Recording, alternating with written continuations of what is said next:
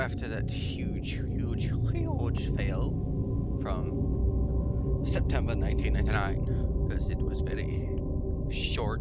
I didn't expect it to be that short. People were like, "It's a really good game." I was like, "I think I just got catfished, hoodwinked." But we're gonna try this one instead. So fingers crossed. It's not as short as that one.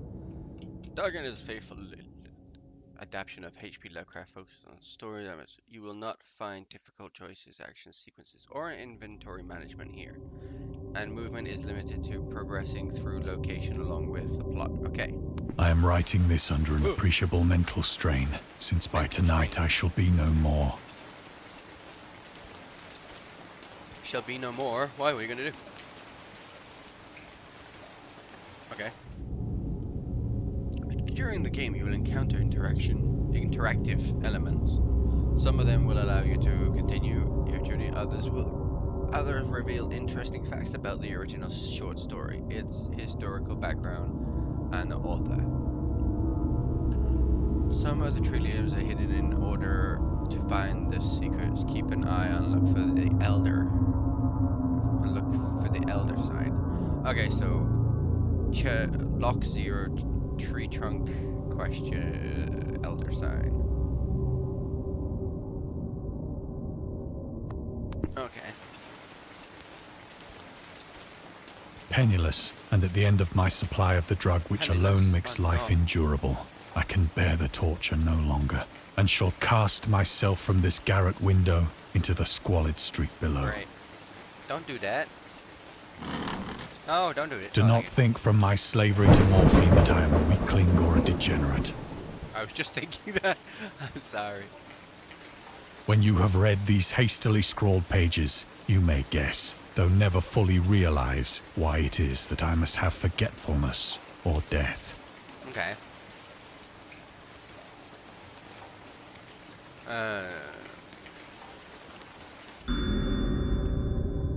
Morphine entered into use in the 19th century and was routinely administered to treat severe pain during the. It was also sold without restrictions until 1914. Morphine became more popular after the invention of the hypodermic syringe around 1852. Originally called morphium after Morpheus, the Greek god associated with dreams. At the time when Dagon was published, morphine abuse, known as soldier disease, already posed a big problem in the United States. Oof.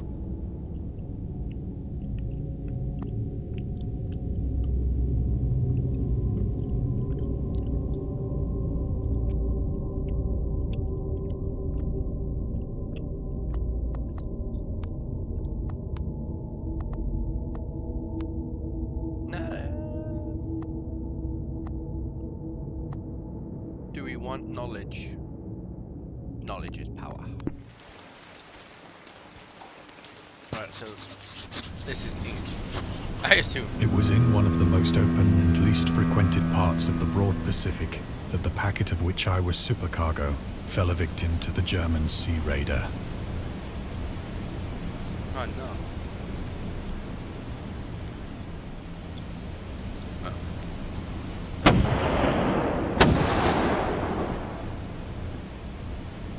The Great War was then at its very beginning, and the ocean forces of the Hun had not completely sunk to their later degradation. So that our vessel was made a legitimate prize, whilst we of her crew were treated with all the fairness and consideration due us as naval prisoners. Sounds at least something.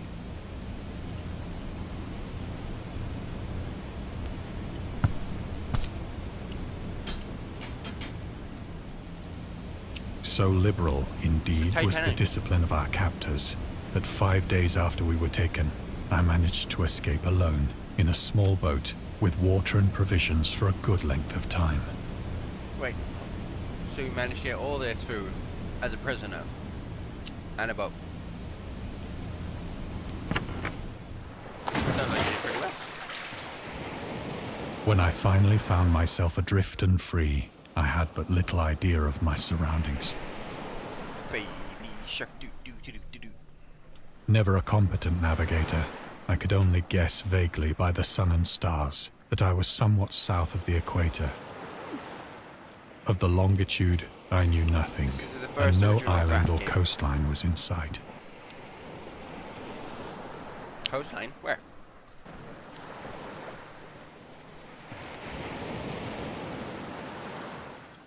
The weather kept fair, and for uncounted days I drifted aimlessly beneath the scorching sun, waiting either for some passing ship or to be cast on the shores of some habitable land. Put the sack over these two here, and you get some shade, bro. Put the sack here, put the food here, lantern here, boom, got shade. But neither ship nor land appeared, and I began to despair in my solitude upon the heaving vastness of unbroken blue. Blue. The change happened whilst I slept. Oh no. Its details I shall never know. For my slumber, though troubled and dream-infested, was continuous. It's a squid. Sushi, my dude. Oh no. When at last I awoke, it was to discover myself half sucked into a slimy expanse of hellish black mire, which extended about me in monotonous undulations as far as I could see. That's weird. That's more than one, right? 1, 2, 3, 4, 5, 6, 7. And in which my boat lay grounded some distance away. Though one might well imagine that my first sensation would be of wonder at so prodigious and unexpected a transformation of scenery, I was in reality more horrified than astonished. I would too if I found a bunch of octopies. For there was in the air and in the rotting soil a sinister quality which chilled me to the very core. The region was putrid with the carcasses of decaying fish and of other, less describable things which I saw protruding from the nasty mud of the unending plain. Perhaps I should not hope to convey in mere words the unutterable hideousness that can dwell in absolute silence and barren immensity. There was nothing within hearing and nothing in sight save a vast reach of black slime. Yet the very completeness of the stillness and the homogeneity of the landscape oppressed me with a nauseating fear. The sun was blazing down from a sky which seamed to me almost black in its cloudless cruelty, as though reflecting the inky marsh beneath my feet. What am I looking at? Oh, boat. Don't grab my foot now. Oh. As I crawled into the stranded boat, I realized that only one theory could explain my position. That is a big fish. Through some unprecedented volcanic upheaval, a portion of the ocean floor must have been thrown to the surface, exposing regions for which innumerable millions of years had lain hidden under unfathomable watery depths. If this was all from the bottom of the ocean, so great was the extent of the new land which had risen beneath me that I could not detect the faintest noise of the surging ocean, straining my ears as I might. Nor were there any seafowl to prey upon the dead things. I was going to say, where's all the birds? With this much fish around, there should be. Oh. For several hours I sat thinking or brooding in the boat, which lay upon its side and afforded a slight shade as the sun moved across the heavens. As the day progressed, the ground lost some of its stickiness and seemed likely to dry sufficiently for traveling purposes in a short time. Okay. Oh, look. Was that thing meant to be, like, extinct? That night I slept but little, and the next day I made for myself a pack containing food and water, preparatory to an overland journey in search of the vanished sea and possible rescue.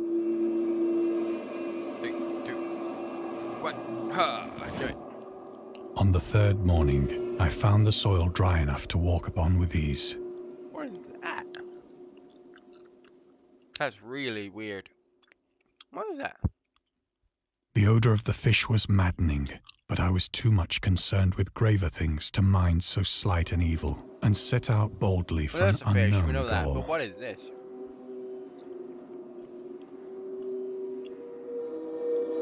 Looks like 4 drills. Oh. I'm just gonna walk over it. Dude, I want to know what that thing is. All day I Oh, forged steadily westward, guided by a faraway hummock which rose higher than any other elevation on the rolling desert. This here reminds me of Starship Troopers, you know? The bugs. And this looks like... Oh no, I can't even think of it. Battle of the Beasts.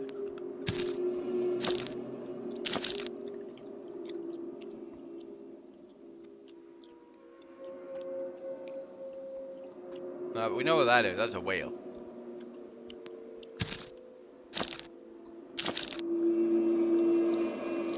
That night, I encamped, and on the following day still travelled toward the hummock, though that object seemed scarcely nearer than when I had first It's espied like a it. mixture between a snake and an octopus. Oh. The creature... Oh, okay. The creature of the Khufu mythos and the fictional underwater realm of Rallian was convinced that life could not exist at the bottom of the ocean because the water pressure would make it uninhabitable. Today we know that the darkest depths of the ocean are home to many peculiar different organisms. The deepest dwelling fish we have discovered so far, the Mariana snailfish, can live about 8,000 meters, more than 286 feet, 200 below the ocean surface, in never-ending darkness and hellish crushing pressure, hundreds of times stronger than those found at sea level. Upon glancing at the modern photos of deep sea creatures such as the anglerfish, the fangtooth, or the viperfish, and their truly Lovecraftian characteristics, it's hard not to find some irony in this. I must admit, this is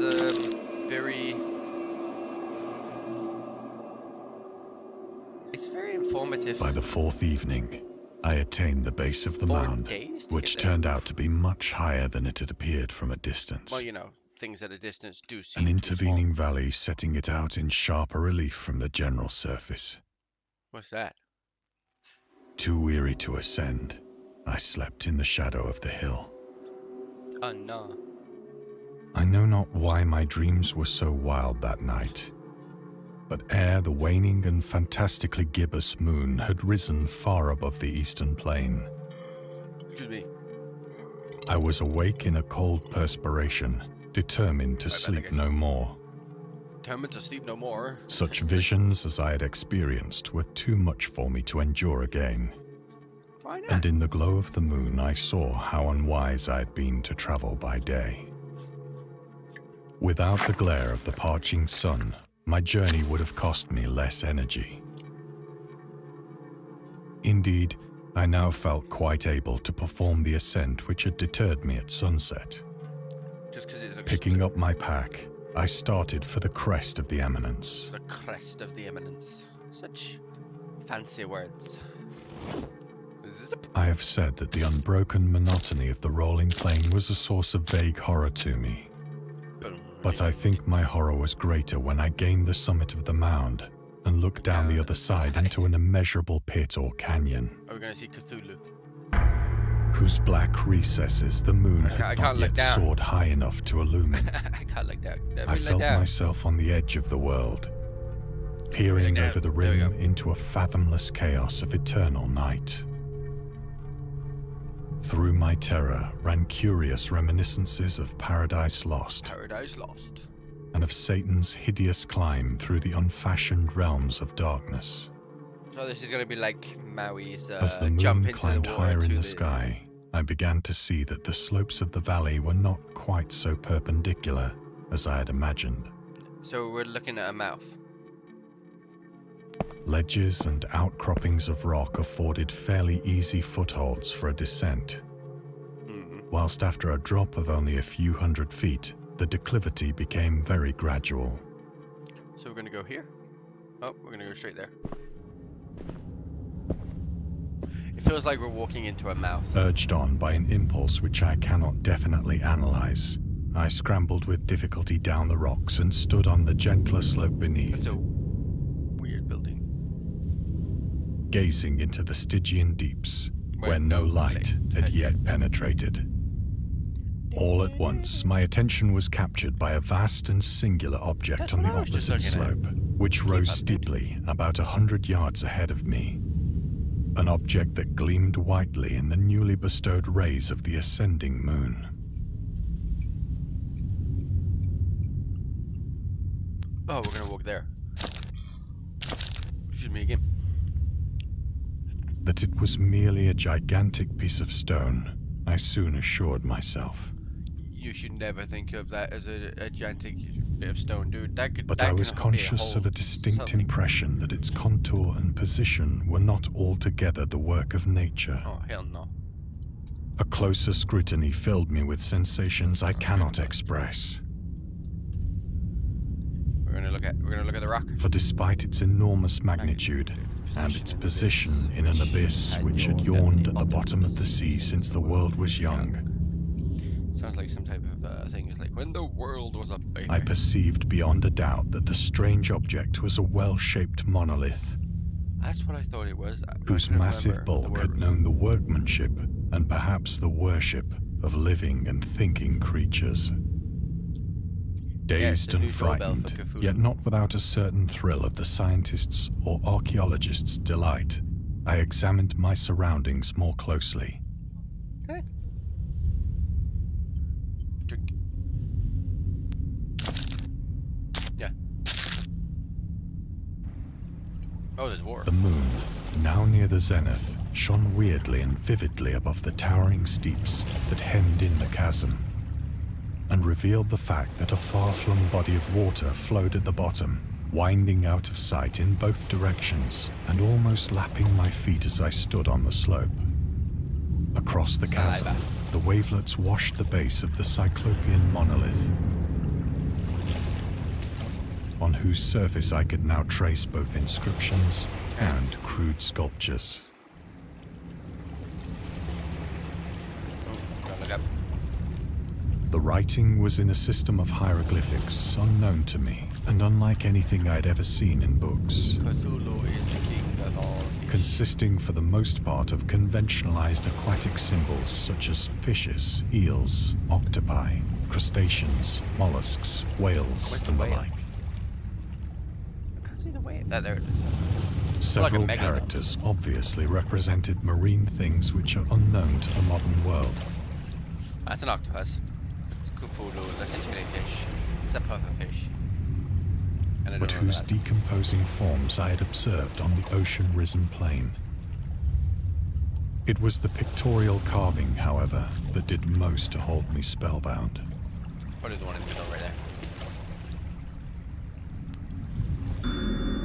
Storytelling methods.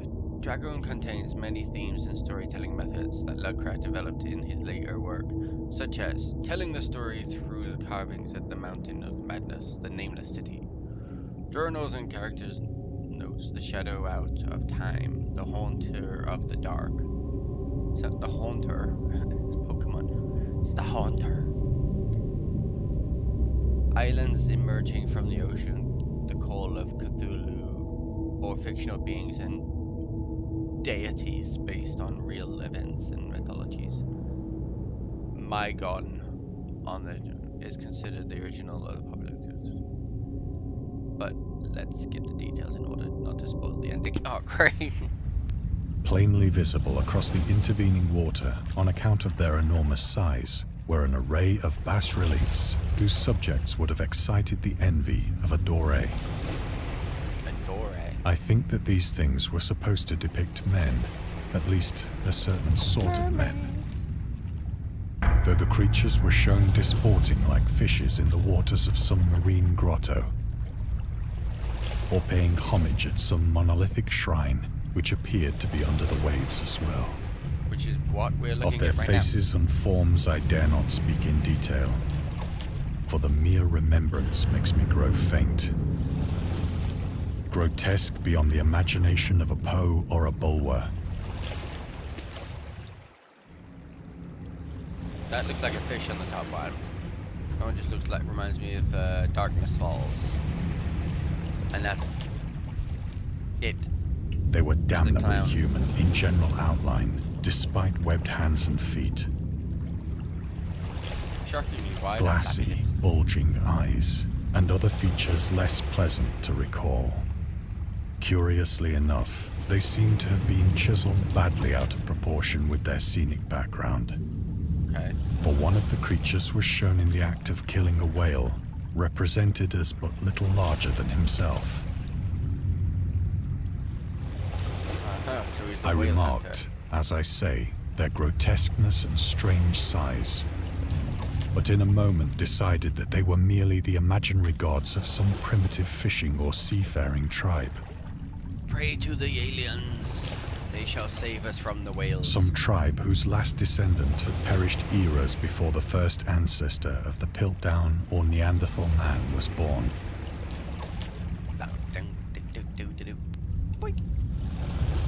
Awestruck at this unexpected glimpse into a past beyond the conception of the most daring anthropologist, I stood musing whilst the moon cast queer reflections on the silent channel before me.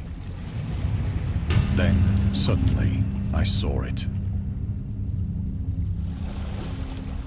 With only a slight churning to mark its rise to the surface, the thing slid into view above the dark waters. Oh no. Polyphemus Slowly came? It darted like a stupendous monster of nightmares to the monolith, about which it flung its gigantic scaly arms, the while it bowed its hideous head and gave vent to certain measured And then you pass out or wake up. I think I went mad then. Oh, okay. Of my frantic ascent of the slope and cliff, and of my delirious journey back to the stranded boat, I remember little.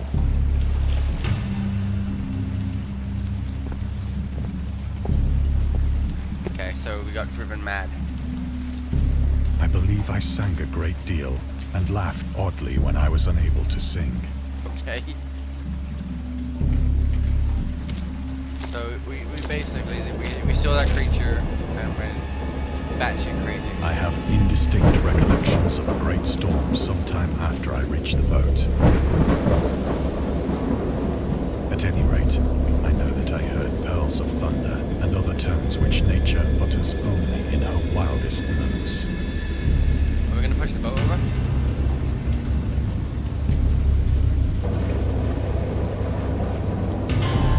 No? Okay. Just saying, if it rains. When I came out of the we're in shadows, hospital. I was in a San Francisco hospital, San Francisco. brought thither by the captain of the American ship which had Delirious picked up my memory. boat in mid-ocean. In my delirium, I had said much, but found that my words had been given scant attention. Of any land upheaval in the Pacific, my rescuers knew nothing, Oh, crud. nor did I deem it necessary to insist upon a thing Even though which I'm I meant to be laying knew in they bed, could that not that believe. blanket looks pretty flat.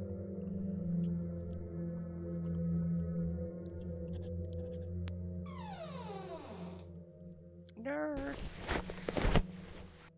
Once I sought out a celebrated ethnologist and amused him with peculiar questions regarding the ancient Philistine legend of Dagon, the fish god. Oh, okay.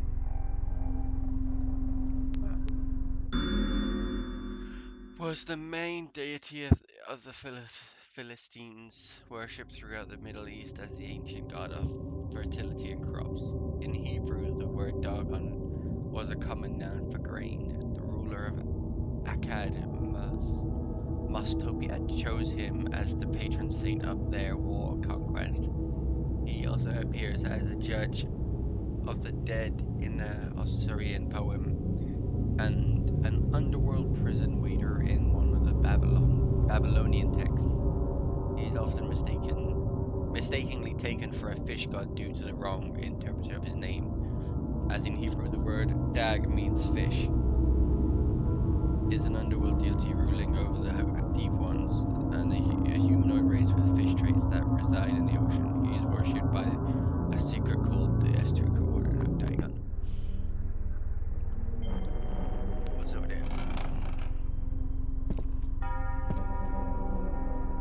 But soon perceiving that he was hopelessly conventional, I did not press my inquiries. Why not? Knowledge is power. What's this? Augustulus and Sicilian.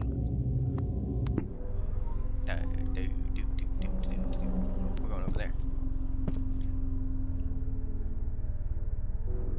It's a clock. Or are we going to look at the book? Clock or book? Oh, nowhere. We're going. Are we just checking the time? It is at night, especially when the moon is gibbous and waning, that I see the thing.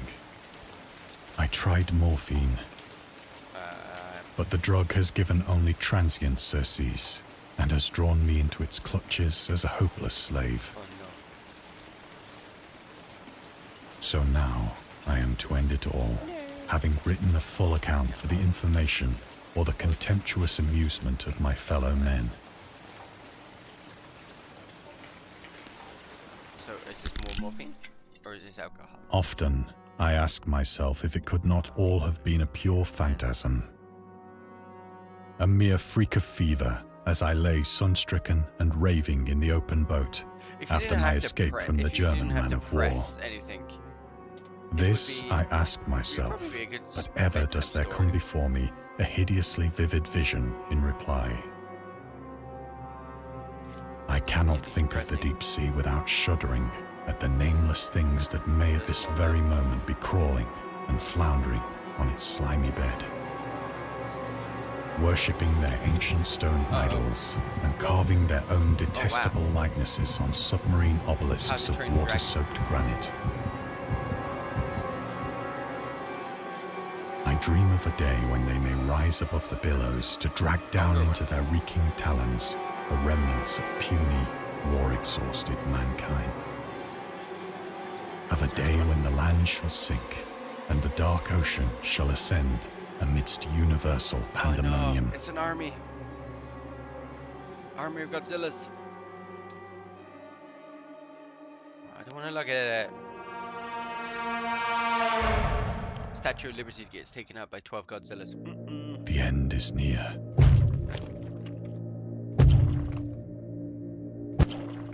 Someone's coming through the door. I'm making the door pulse by pressing enter. I hear a noise at the door, as of some immense slippery body lumbering against it. It shall not find me. Dude, it's at your door. It's already there. Tentacle incoming. God, that hand! Oh wow. It's Croc. Marble. The window! The window!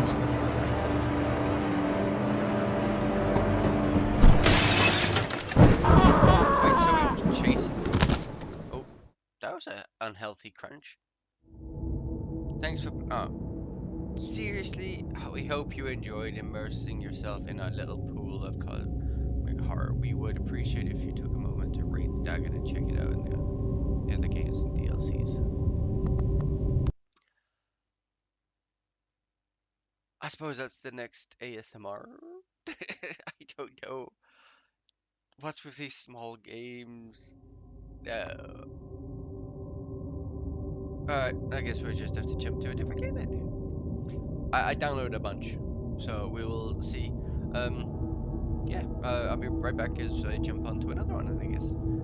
Have fun. Bye-bye.